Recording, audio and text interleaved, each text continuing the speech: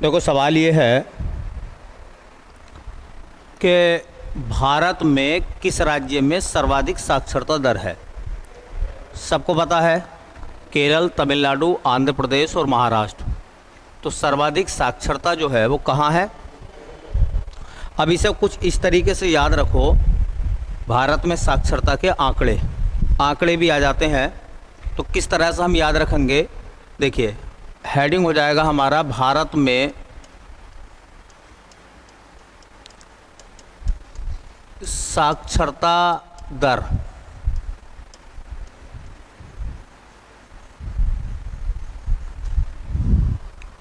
तो इसमें हम क्या करेंगे, देखिए सबसे पहले तो हम लिखेंगे कुल साक्षरता।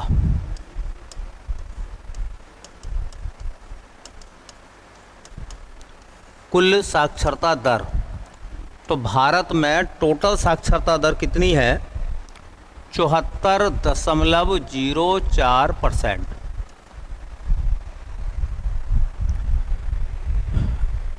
74.04% भारत में कुल साक्षरता दर है। अब इसमें भी तुमसे ये पूछेगा कि सर्वाधिक साक्षरता दर, सर्वाधिक साक्षरता दर वाला राज्य। तो ऐसे में हम आंसर लगाएंगे केरल। और अगर मालूम करेगा न्यूनतम साक्षरता दर वाला राज्य सबसे कम, तो न्यूनतम साक्षरता दर वाला राज्य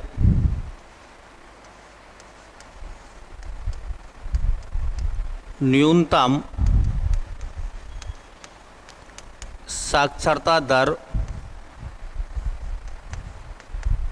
वाला राज्य, तो वह आता अपना बिहार। एक तो ये टॉपिक हो गया। भारत में कुल साक्षरता दर है 74.04%, जिनमें सबसे ज़्यादा साक्षरता दर है केरल की और सबसे कम साक्षरता दर है बिहार में। अब साक्षरता का दूसरा आंकड़ा ये लेकर चलेंगे। देखिए भारत में पुरुष साक्षरता, पुरुष साक्षरता दर। तो भारत में पुरुष साक्षरता दर जो है वह है 82.14%। भारत में पुरुषों की जो साक्षरता दर है वो 82.14%। अब इसमें भी सर्वाधिक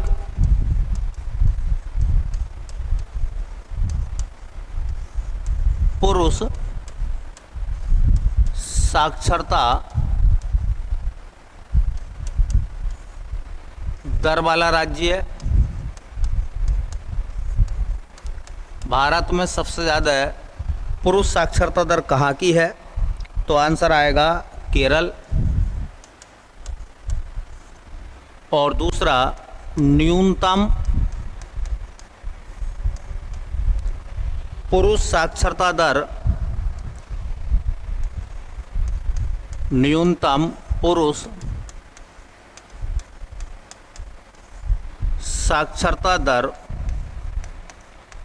वाला राज्य, ऐसा राज्य जहां सबसे कम पुरुष जो है वो पढ़े लिखे हैं, तो फिर आंसर आएगा उसका बिहार। तो ये दोनों आंकड़े हो गए आपके सेम।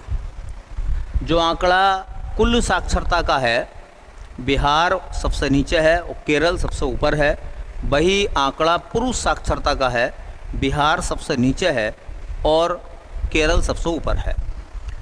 लेकिन ये जो सवाल अब मैं लिखवाने जा रही हूँ, ये कई बार एग्जाम में आ चुका है। अब भारत में आती है महिला साक्षरता दर। महिला साक्षरता दर।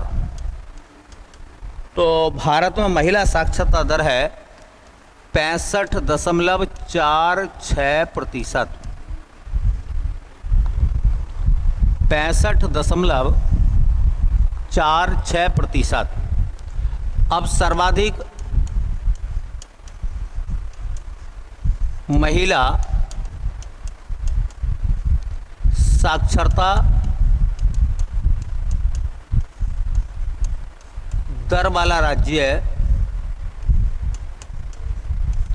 तो सबसे ज़्यादा महिला साक्षरता दर जो है वो केरल की है, और न्यूनतम महिला साक्षरता दर। अब ये जो सवाल है ना, ये बहुत इम्पोर्टेंट है, क्योंकि अक्सर बच्चे क्या सोचते हैं कि न्यूनतम साक्षरता बिहार में, न्यूनतम पुरुष साक्षरता दर बिहार में, तो वो हिसाब लगा लेते हैं कि न्यूनतम महिला साक्षरता दर भी बिहार में होगी, जबकि ऐसा नहीं है। न्यूनतम साक्षरता दर जो है वो आती है आपकी राजस्थान में। राजस्थान में न्यूनतम साक्षरता दर जो है वो राजस्थान में आती है। एक बात मैं अपनी तरफ से ये भी नोट कराऊंगा आपको, ये एक बार पीसीएस में सवाल पूछा गया था। सवाल ये था कि साक्षरता की जो गणना है, साक्षरता की गणना 7 वर्ष से अधिक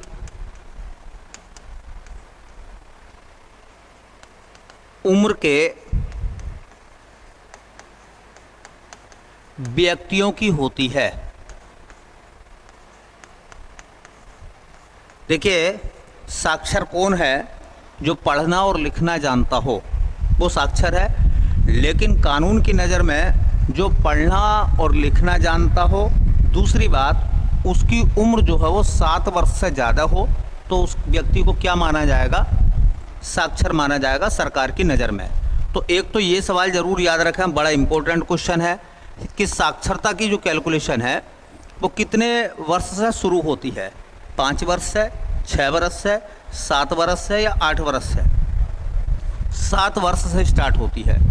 ऐसा व्यक्ति जो पढ़ना और लिखना जानता हो और उसकी उम्र अगर 7 वर्ष से ज़्यादा है तो वो सरकार की नज़र में साक्षर माना जाएगा। सही है। भारत में सबसे ज़्यादा साक्षरता केरल में, सर्वाधिक पुरुष साक्षरता केरल में, सर्वाधिक महिला साक्षरता भी केरल में। न्यूनतम साक्षरता बिहार में, न्यूनतम पुरुष साक्षरता बिहार में, और न्यूनतम महिला साक्षरता दर जो है वो राजस्थान में आती है। ठीक है। और भारत में टोटल साक्षरता 74.04%, पुरुष साक्षरता 82.14% और महिला साक्षरता 65.46%। ये आंकड़े भी याद रखें।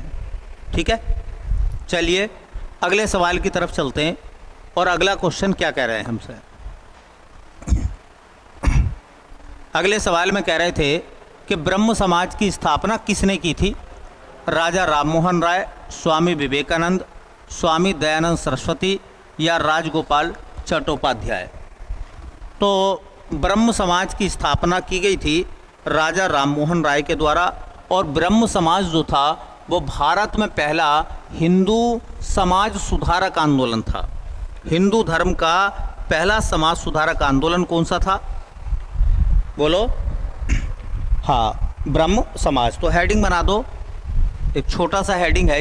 ये 2 समाज जरूर आते हैं, ब्रह्म समाज और आर्य समाज। तो ब्रह्म समाज, देखिए ब्रह्म समाज के बारे में पहला सवाल, ब्रह्म समाज की स्थापना कब हुई थी? तो 1828 में। 1828 ब्रह्म समाज को कब बनाया गया था? तो 1828 में, क्योंकि 1829 में Raja Rammohan Roy Lord William Bentinck की सहायता से सती प्रथा का अंत करते हैं, उसके लिए कानून आता है। ठीक है। ब्रह्म समाज की स्थापना कहाँ हुई थी? किस स्थान पर ब्रह्म समाज बना था? तो कलकत्ता में। कलकत्ता में ब्रह्म समाज बना था। तीसरी बात, जो ब्रह्म समाज है उसके संस्थापक कौन थे? तो ब्रह्म समाज के संस्थापक थे राजा राम मोहन राय।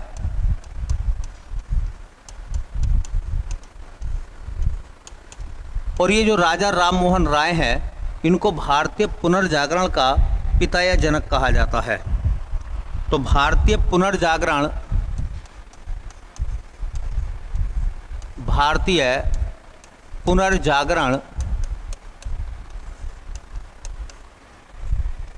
का पिता या जनक, अगर ये सवाल आ जा कि भारतीय पुनर्जागरण का पिता या जनक किसे कहते हैं, तो आंसर आएगा राजा राम मोहन राय। ब्रह्म समाज बना कहाँ था? कलकत्ता में। और कब बना था? 1828 में। यही ब्रह्म समाज की मदद से सती प्रथा का अंत हुआ था भारत में। अब एक और सवाल बनेगा जो मैंने बोला भी था, यह हिंदू धर्म का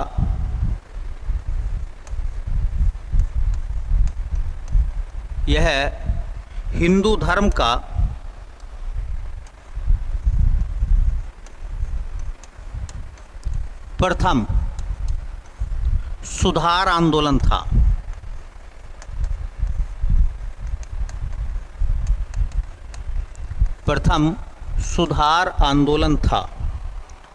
मतलब आप ये कह सकते हैं कि हिंदू धर्म में पहला सुधार आंदोलन जो हुआ वो ब्रह्म समाज की तरफ से हुआ।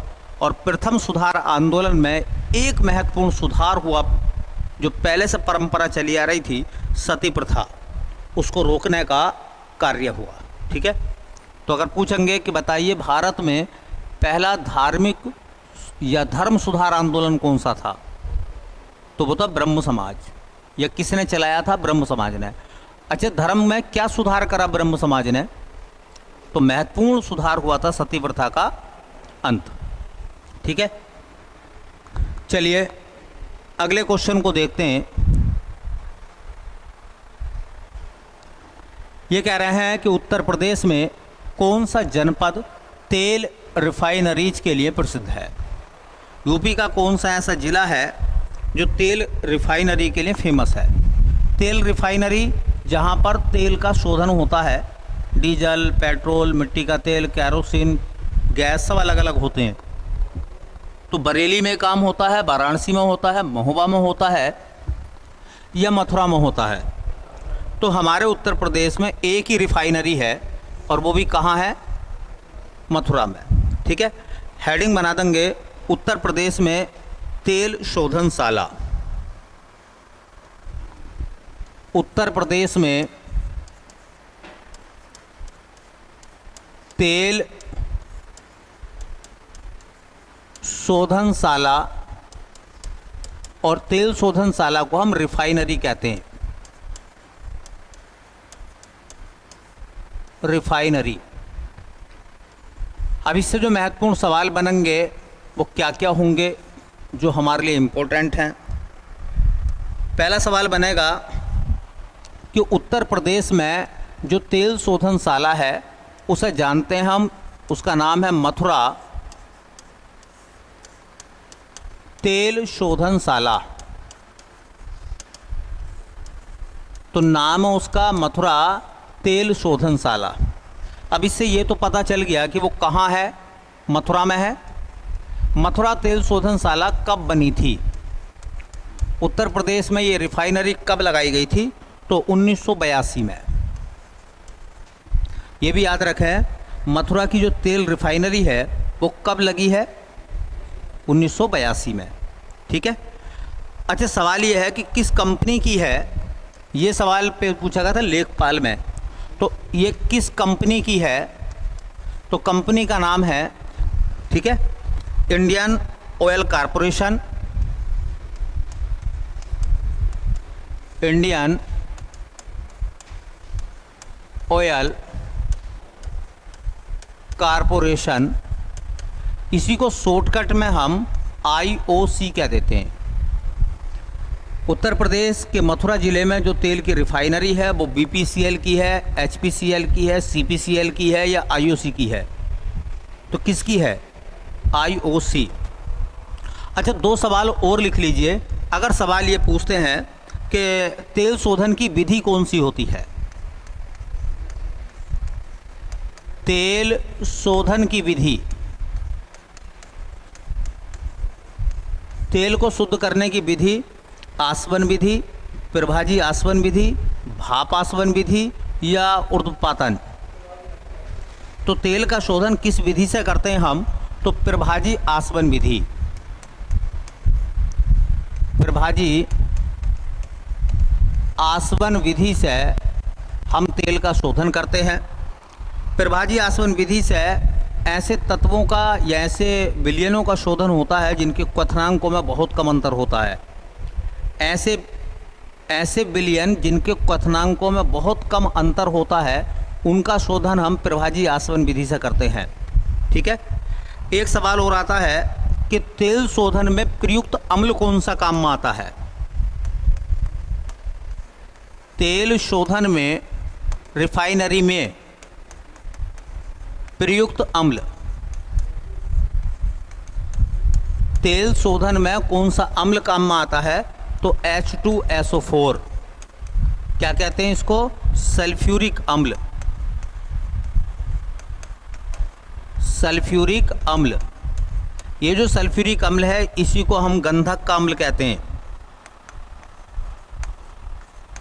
गंधक का अम्ल, या इसी को कहते हैं ऑयल ऑफ विट्रियोल।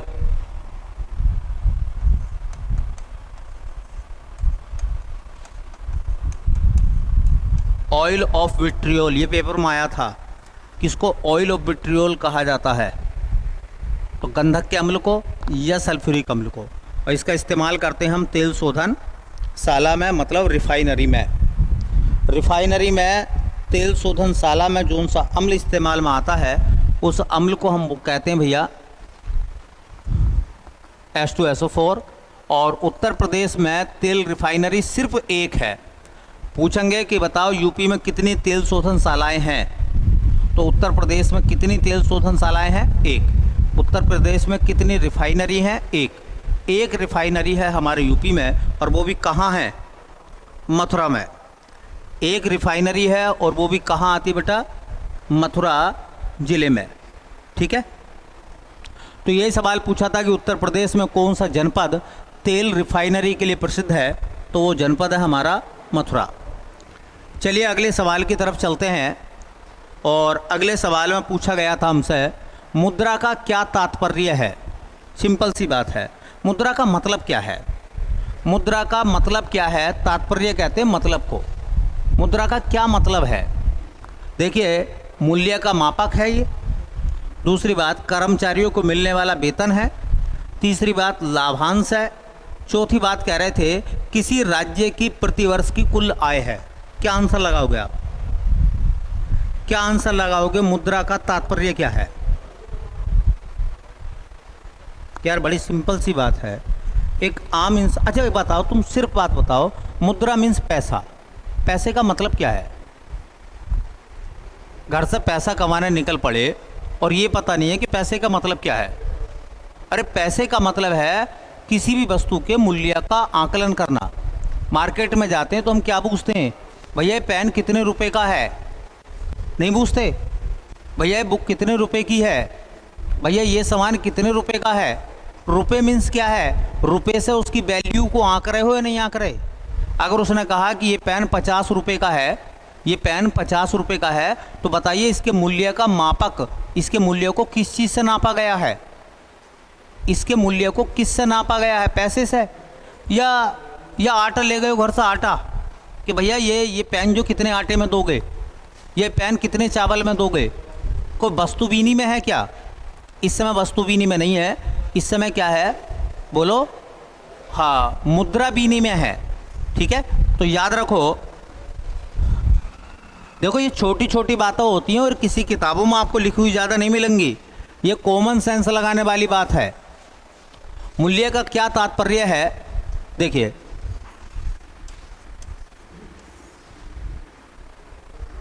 मुद्रा का क्या तात्पर्य है?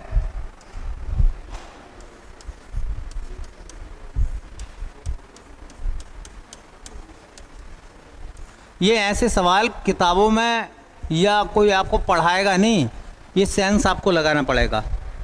ठीक है, तो मुद्रा का अर्थ होता है मूल्य का मापन। मुद्रा का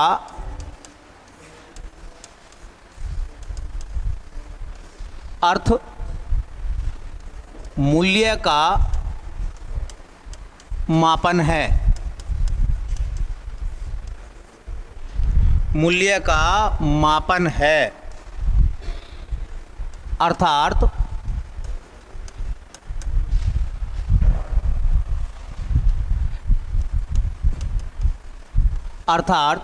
किसी भी वस्तु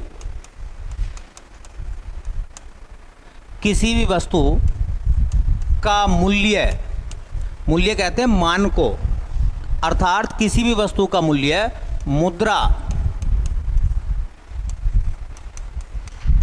के रूप में मापा जाता है। एक दौर था जब करेंसी नहीं थी, जब मुद्रा नहीं थी, तो उस समय हम करते थे वस्तु विनिमय। वस्तु विनिमय का मतलब होता है एक वस्तु देंगे और दूसरी वस्तु लेंगे। अब वस्तु विनिमय नहीं है, अब क्या चल रहा है? मुद्रा विनिमय। हर वस्तु को पैसे के माध्यम से आप खरीद सकते हैं, ठीक है। तो वस्तु विनिमय नहीं है, अब क्या है? अब मुद्रा का विनिमय है। तो इस सवाल का जवाब आपको मिल गया होगा कि मुद्रा का तात्पर्य क्या है। तो मुद्रा का अर्थ होता है मूल्य का मापन। मुद्रा का अर्थ मूल्य का मापन है, अर्थात किसी भी वस्तु का मूल्य मुद्रा के रूप में मापा जा सकता है। और पैसे का काम क्या है? आप बताइए, दुनिया में पैसे का क्या काम है? अरे भाई, संसाधनों को या वस्तुओं को खरीदना या बेचना। और तीसरा काम बता दो पैसे का। पैसे के दो ही काम हैं, या तो चीज़ों को खरीदते हो या पैसे के रूप में चीज़ों को आप बेचते हो। और तीसरा कोई काम बता दो पैसे का। पैसा खाते हैं? पैसा नहीं खाते, बल्कि पैसे से सामान लेकर खाते हैं हम। तो सामान लेकर खाते हैं, इसका मतलब खरीद रहे हैं। दुनिया में पैसे के सिर्फ दो ही काम हैं, और पैसे के दो काम क्या है? या तो चीज़ों को आप खरीदोगे पैसे के रूप में, या फिर चीज़ों को बेचोगे पैसे के रूप में। इसके अलावा दुनिया में पैसे का और कोई तीसरा काम नहीं है, ठीक है। पैसा संसाधनों को खरीदने या बेचने का एक साधन है। अगर मान लीजिए मुझे मार्कर बेचना होगा और मार्कर की बजाय मुझे कुछ और ख़रीदना है, तो पहले मैं इसे पैसे के रूप में किसी को बेच दूंगा जिसे ज़रूरत होगी। वो मुझे पैसा देगा और उस पैसे से मैं अपनी ज़रूरत का सामान खरीद लूँगा। बस पैसे का सिर्फ इतना काम है, ठीक है। तो चलिए अगले सवाल को देखते हैं। और क्वेश्चन लिखा हुआ कुछ इस तरह से कह रहे हैं कि विश्व में प्लेटिनम का उत्पादन किस देश में सर्वाधिक होता है? दुनिया में सबसे ज़्यादा प्लेटिनम का उत्पादन कहाँ होता है? तो ऑप्शन आपके सामने है, दक्षिणी अफ्रीका, भारत, चीन और जापान। तो वो होता है दक्षिणी अफ्रीका में।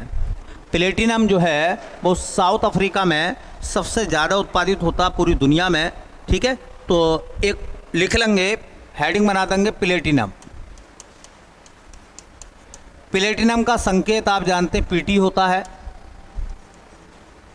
प्लेटिनम का संकेत क्या होता है बेटा? पीटी। थोड़े साइंस के नज़रिए से देख लो, इसका एक उपनाम है श्वेत धातु, वाइट मेटल।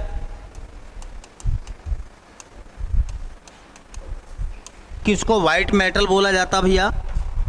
प्लेटिनम को। प्लेटिनम के कितने समस्थानिक होते हैं? समस्थानिक को आइसोटोप्स कहते हैं। तो प्लेटिनम के समस्थानिकों की संख्या, प्लेटिनम के समस्थानिकों की संख्या, प्लेटिनम के समस्थानिक होते हैं बेटा 5। और दुनिया में सबसे ज़्यादा प्लेटिनम का उत्पादन करता है दक्षिणी अफ्रीका। तो विश्व में सर्वाधिक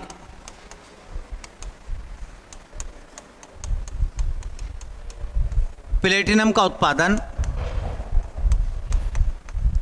कौन सा देश करता भैया? दक्षिणी अफ्रीका। ये बात तो नोट कर लो। प्लेटिनम को हम वाइट मेटल बोलते हैं। दुनिया में सबसे ज़्यादा प्लेटिनम का उत्पादन साउथ अफ्रीका करता है। और प्लेटिनम जो है, हाँ, उसे श्वेत धातु कहते हैं हम। श्वेत धातु मतलब वाइट मेटल। ठीक है, चलिए बाकी देखते हैं फिर कल।